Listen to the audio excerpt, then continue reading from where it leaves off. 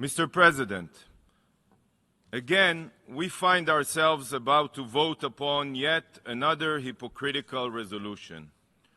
Not only does this resolution fail to condemn Hamas for their crimes against humanity, it doesn't even mention Hamas at all. This is a resolution that will only prolong the death and destruction in the region. That is precisely what a ceasefire means. Colleagues, on October 6th, there was a ceasefire, and it was abruptly violated. Not by Israel, but by 3,000 Hamas Nazis who invaded my country, raping women, beheading babies, burning families alive, and deliberately exterminating innocent civilians like insects. What would your countries do if you were in Israel's shoes? Call for a ceasefire? What would Moscow do? Beijing? Istanbul? How would you respond? Everyone here knows exactly.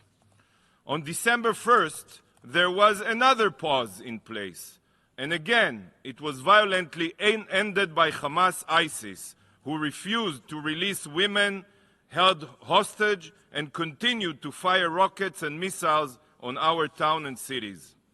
Hamas raped women, committed heinous acts of sexual violence, took women and girls hostage, and is not only refusing to release them, but is also refusing the Red Cross's access to them. There are no war crimes more heinous than the atrocities Hamas committed, and those that support this resolution are giving the terrorists a free pass. A ceasefire means one thing and one thing only: ensuring the survival of Hamas, ensuring the survival of genocidal terrorists committed to the annihilation of Israel and Jews. This is no secret. Hamas's charter makes this clear, and Hamas leaders have publicly stated that October 7th was just a rehearsal. They have declared that they will repeat their atrocities again and again until Israel ceases to exist. So why would anyone want to aid Hamas in continuing their rule of terror and actualizing their satanic agenda? We all know that the so-called humanitarian ceasefire in this resolution has nothing to do with humanity. Israel is already taking every measure to facilitate the entry of humanitarian aid into Gaza.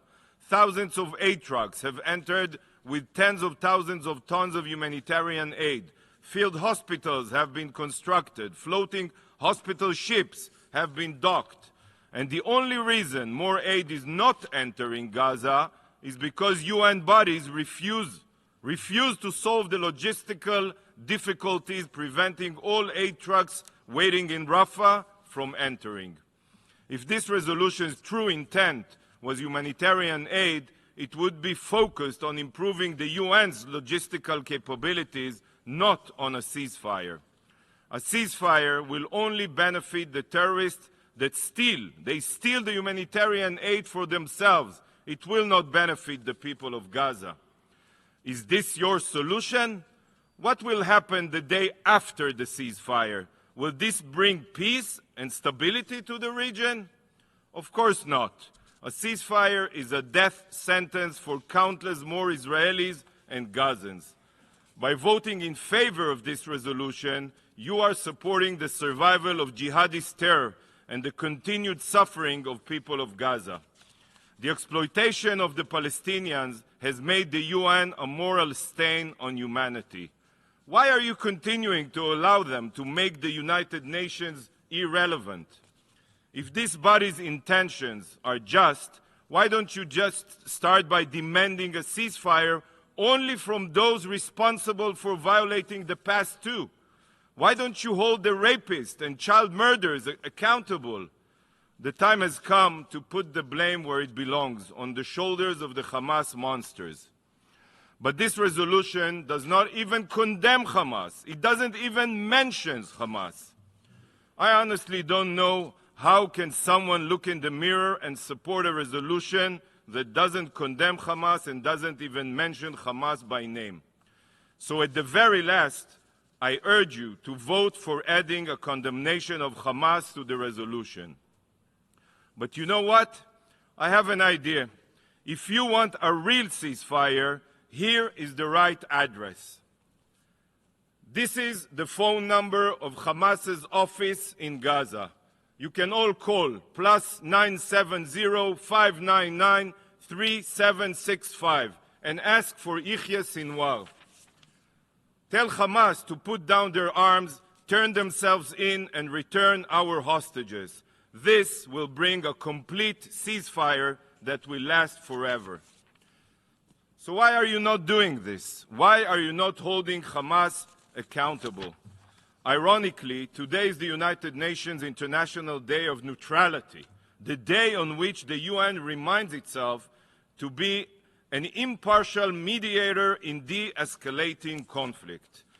Ignoring the war crimes of genocidal terrorists on today of all days, this body further proves its utter irrelevance. What a disgrace. But this resolution's absurdity goes further than protecting genocidal terrorists. This resolution is a written paradox. On the one hand, it calls for a ceasefire. Yet, on the other hand, it calls for the release of all hostages. All. Have you forgotten who you are dealing with? Have you forgotten that Hamas, the terror organization holding the hostages, has zero respect for international law? A useless resolution will not secure the release of hostages. In fact, Mr. President, a ceasefire will only ensure that their suffering is extended at the hands of the terrorists.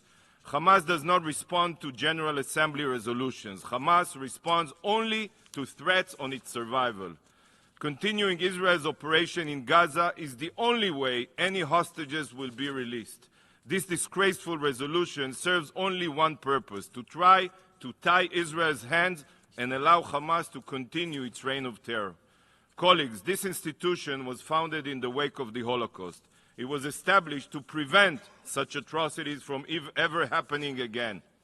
But by supporting this resolution, you are doing exactly the opposite. You are voting in favor of a genocidal jihadist organization.